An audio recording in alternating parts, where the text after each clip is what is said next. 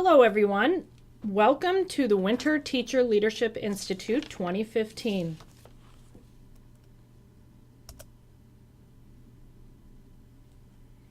To begin with, let's recognize that it seems like these are really stressful times for all of us. We just can't get away from it, whether it's at school, home, out in the world at large. For example, media tells us everything that's going on in the world, including violence, race relations, poverty, global instability. The students can't get away from it, and either can the adults. While teaching academic skills is our day job, we know that there are many social and emotional needs for the students and for the teachers that must be addressed, and we know this is true. So let's take a moment to think about this. If you're sitting with someone, you can turn and talk to that person or think about it yourself. Let's all recognize that there's a lot that we deal with that has absolutely nothing to do with academic instruction in school. I bet if you think back to the last couple of days, you can think of an example of something that you've had to deal with, you've had to think about, address, talk about with some of your colleagues, with students, that has absolutely nothing to do with instruction. So take a moment and think about that for a minute.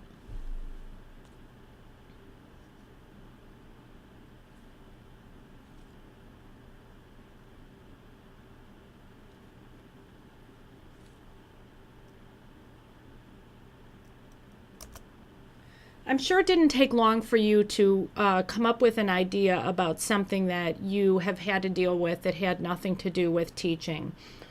Some examples are, lost items, stolen items, weather-related topics, things like that you've had to spend time on and really has nothing to do with your instructional experiences during the school day. So for our leadership topic for today, we are going to take a moment to think about how to handle these difficult type things that happen, how to handle stress, how to really handle a bad day. So what I'd like to ask you to do is take a moment to read this article, which is actually a blog. It's a teacher's blog about having a bad day and some of the positive ways that we can address that. Take a moment to read it and then turn to a partner and share some thoughts about how you might apply this teacher's information to your work and to your days.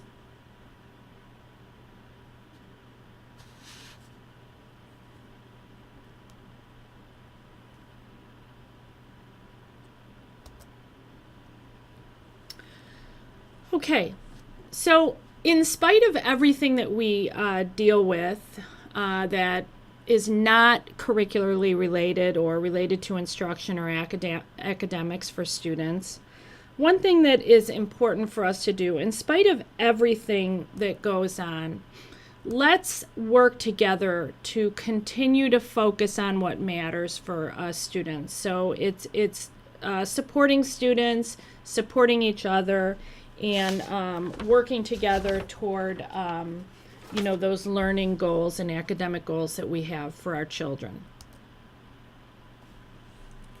So as a reminder, this is our focus for this year in terms of instructional planning.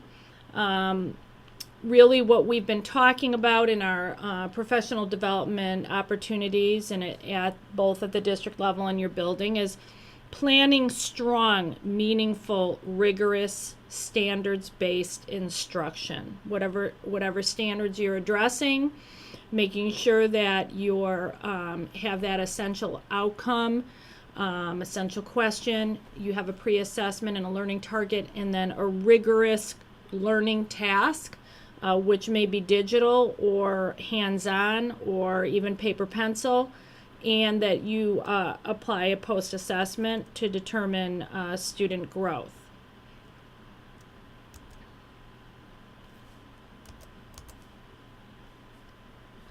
So recently we took practice tests for PARCC. And I was in buildings right after practice tests, and I walked around and talked with people. And there were times when people seemed to be somewhat upset and shocked at what was occurring in PARCC. And so I think some of you actually looked like this when I saw you after the PARCC practice tests.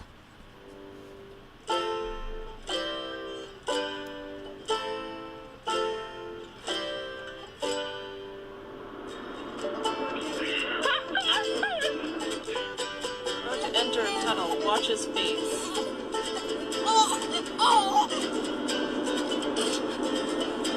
About to go in the tunnel.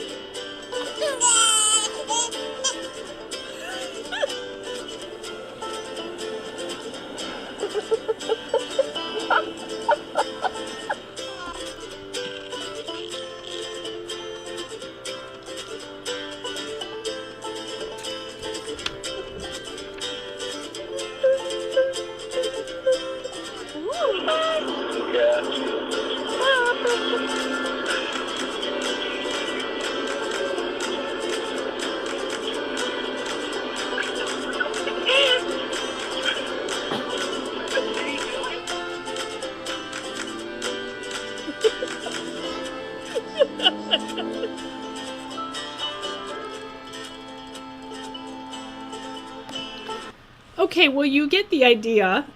I guess there was some shock, and who knew that babies looked like that going through tunnels. But the full video is on the site if you would like to watch the full video. So in thinking about that, let's remember that it is not, the test is definitely different, but it's not about PARCC. It's about the standards. So as we prepare for PARCC and we prepare for what students are going to need to know and be able to do, it's definitely different, but we need to shift our instruction and our assessment practices to get there.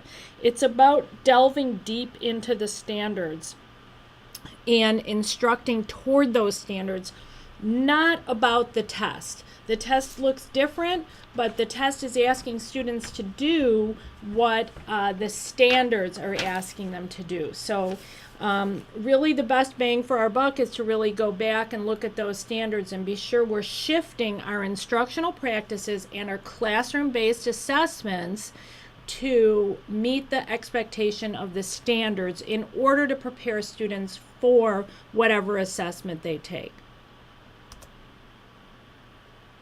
In order to do this and in order to help prepare for right now and moving forward, I asked the coordinators and coaches to think about the Common Core, think about the PARCC practice tests and the PARCC test coming up, and create some high impact suggestions for things we can do right now with students to help prepare them for PARCC. So I'm going to turn it over to Sheleen to give you information on the quick bites to the core. The instructional coaches and I compiled some resources based on questions from teachers and IIC after viewing the PARCC practice test. These quick bites are not just to prepare for PARCC though.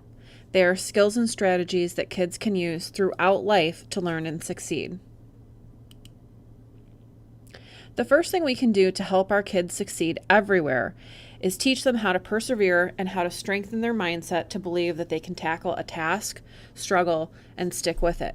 So many kids these days are very focused on immediate gratification. They want the answer right now, they want their reward right now, and a lot of times it's at their fingertips, especially when it comes to answers. They have the answers always at their fingertips with the use of technology. But what we have to do in the classroom is give them those struggles and not allow them to have that immediate gratification of an answer or a reward, but we have to teach them that it's okay to struggle and teach them that what is best is about the journey. There's that saying, that, life is not about the destination, it's about the journey. And we really do have to teach our kids that not getting frustrated during the journey of learning is very important, and it's just about sticking with it. The first video shows a little bit about endurance and praise that we can use with kids to both help them, as well as some praise that we don't want to use that could hinder them.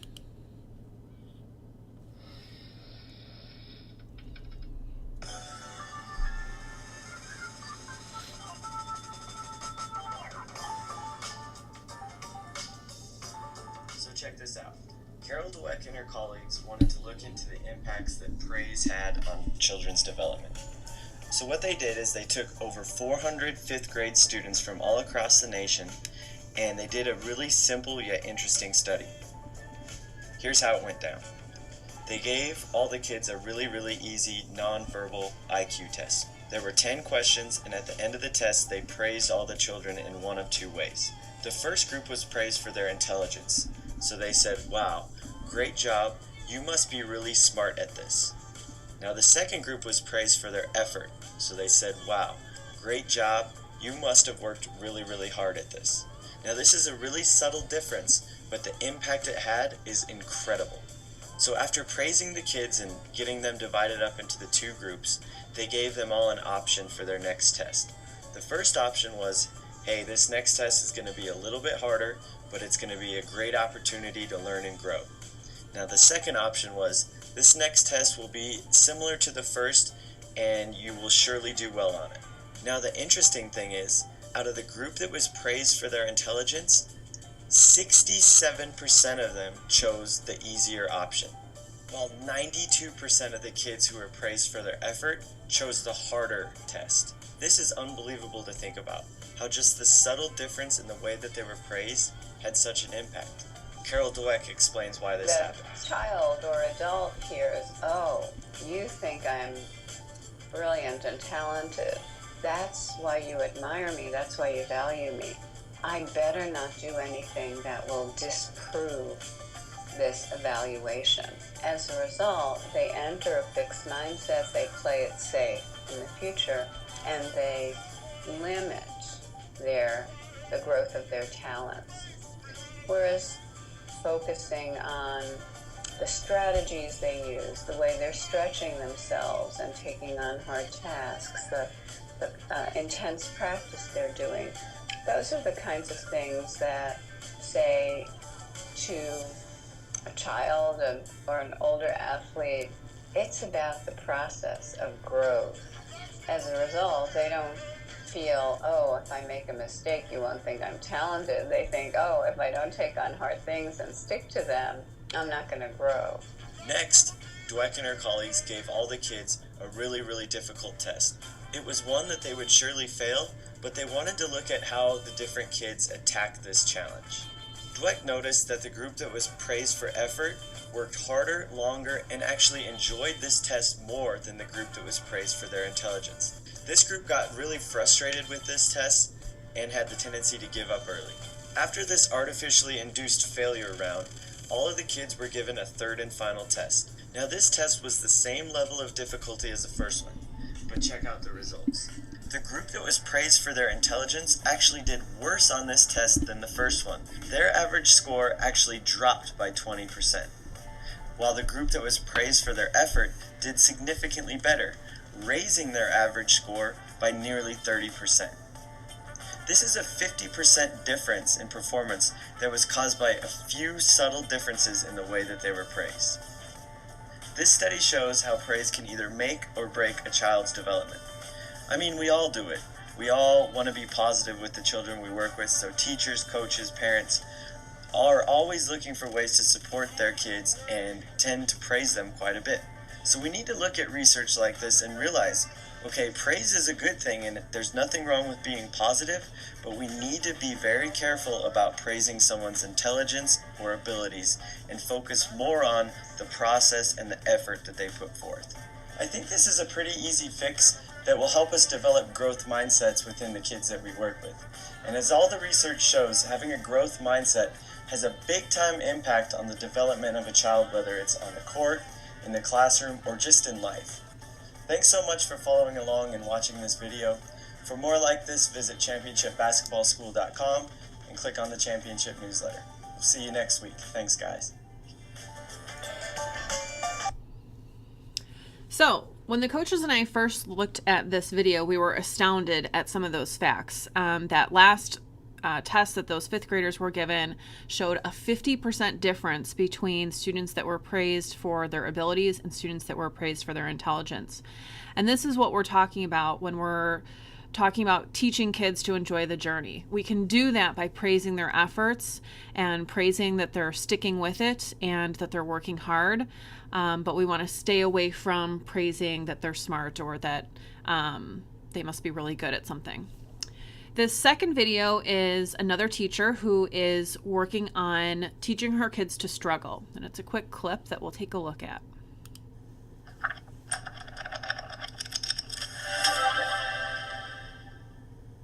Last week, we started a new school motto called Tiger Up.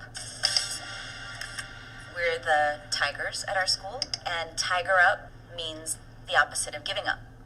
It's confusing. Yeah. That's really confusing. When students are given some sort of challenge and they feel frustrated or want to give up, we can say, you need to tiger up. First, I want to see how well you're doing with your struggle time, how much you are tigering up. I want students to expect confusion. I don't want them to expect things to come easily all the time. I want them to expect that there's going to be some struggle, and then they get past that, they figure it out, and that's called learning. You can struggle and struggle and struggle and figure things out.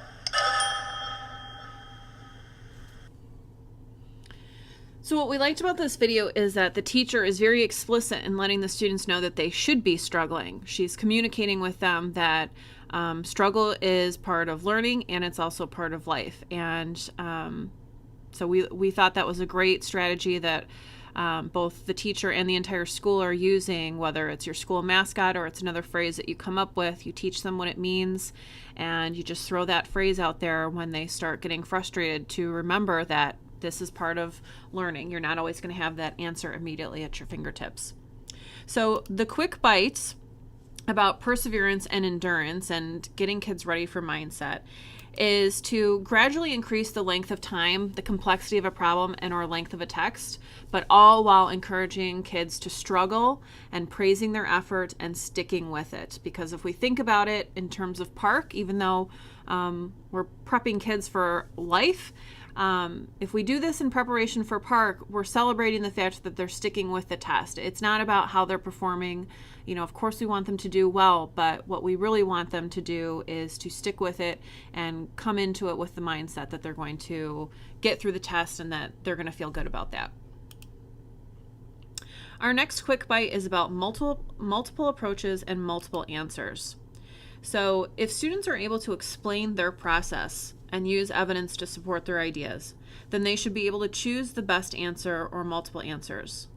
And the same is true if you provide the answer first. If you provide multiple answers or the best answer, they should be able to work in reverse, to use evidence to figure out and explain why those answers are correct, as well as understand the multiple processes. A quick bite for this is the answer is, and this full description of the activity is available on the PD site just under this presentation. And what we like about the answer is that you provide students with the answer to a math word problem. So you might say the answer is 46 cupcakes. The students then are given time to work on coming up with the word problem as well as a number sentence that results in the answer of 46 cupcakes. And what is great about this is that it gives the students the opportunity to share out their word problems, as well as giving all the students in the classroom the opportunity to hear about how there are multiple processes. There are multiple processes, there are multiple word problems to get to the same answer. And that will really help them see that even though there's one right answer in this case, there's multiple ways to get to it. Another way to work on this with kids is to not just accept the right answer. Too many times we hear the right answer and we say, great job, and we move on. But what we would encourage you to do is to ask follow-up questions to the right answers. Like, is there another way to write that? Why did you use this process to get to that answer? How did you solve the problem? Is there another way to solve this problem? And what evidence do you have to support your idea? And I really like that last question because we don't just want to take the right answer. We want to make sure that the kids know why it's the right answer and that we solidify that process that they used. So the next piece or quick bite that we have is on grade level texts and longer texts. We can continue to build endurance with kids by strategically increasing the length of texts and the difficulty level. So while we usually do this already, we use grade level text during close reading activities and modeling, and we use instructional level text during small group instruction. We want to make sure though that we're not using the lower level of instructional level texts. We want to keep pushing the kids. So we want to be at the very top level of instructional level when we're working in those small groups, because if the students aren't struggling, they're probably not building up that reading level or that difficulty level. So the quick bite is scaffolding, but we wanted to provide a more specific cycle of scaffolding. So we came up with this, and if you start at the top box, you increase the length of text at the independent level. So we're building up the endurance of kids. We're getting them to read longer texts and engage in longer texts, but it's at their independent level. And when you see some improvement in that, where they're engaging in those longer texts, then we want to shift. We want to use a shorter text at their instructional level. So we want to increase the difficulty of text, but then we also want to scale back on the length of text. And then we want to ask higher level questions. So once they've increased their endurance a little bit, once they've increased their reading level a little bit, we want them to apply it at a higher level. And I think of this, the best metaphor or example I can come up with this is if you picture a soundboard in a recording studio, and the producer, while the band is playing and the singer is singing, is using all of these different buttons, and they're pushing some up and they're bringing some down. And that's what we want to do with reading. There are some pieces of difficulty that we want to increase, but if we're doing that, we need to decrease the difficulty in some other areas. So that's what we mean by longer texts, grade level texts, and that difficulty. And that's a surefire way to get students to continually push their comprehension of text further up, so that if you have students who are below grade level, they're coming up on grade level, as well as we're supporting those students who are exceeding grade level. The next one is word problems. Students need exposure to different word problems. They need to comprehend the text surrounding the math. If you have a struggling reader who's great at math, this is definitely going to be something that they need to work on, which is comprehending that text before the math. They also need exposure to a variety of word problems with different numbers and different sentence structures. And they also need that real-world connection. Where will they use this skill in the future? And we kind of laughed at some of the teacher leaderships before today's cold day, where this is really difficult for teachers. This was definitely one of the things that I struggled with the most, that yeah, I could come up with a real world connection, but it was kind of obscure sometimes. But we think that's okay. We just need the kids to see that this is something that you will use, and school is also part of the real world, that this is a skill that they're building on for future years in school that build into trades and careers, and just building up their skills in order to be successful in school, not just the real world. The quick bite that we have for you is the 3-read strategy, which is also available below this presentation on the professional development website.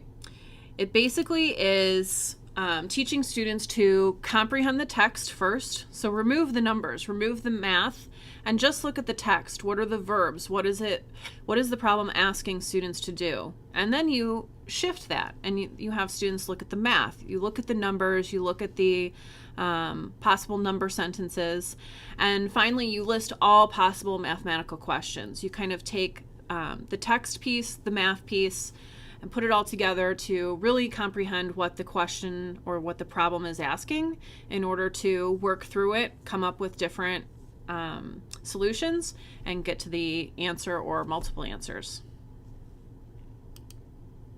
And finally, we have performance tasks.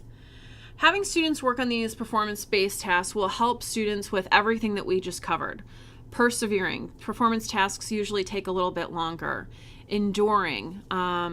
Enduring longer and multiple pieces of text, enduring longer word problems in math, and deciphering those word problems and deciphering the questions that are in reading tasks.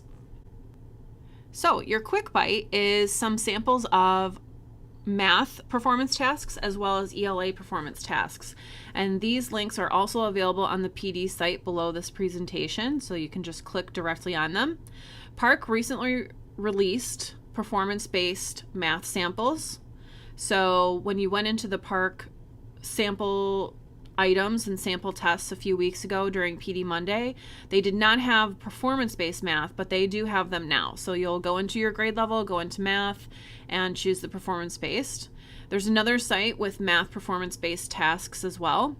And then the ELA performance-based tasks are from EdSite, which I know a lot of our instructional coaches have reviewed and shared out with you, but that's the actual site for some of you that may not have seen it yet, as well as MyOnReader. MyOnReader has some great tools like highlighting, adding notes, and using some of those tech tools that we'll see in PARCC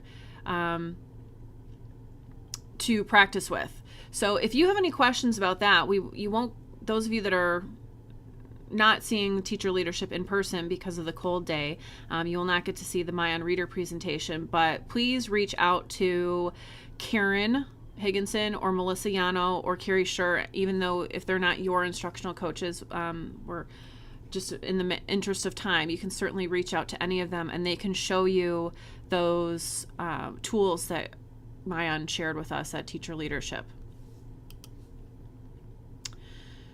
So this was for people that were actually at Teacher Leadership. If a whole building can probably watch this, but I would recommend that you just spend 10 minutes discussing with your team whether you've seen some successes or still have some questions about things that maybe your colleagues can answer. And we can do it. Just, the kids can do it. Teachers can do it.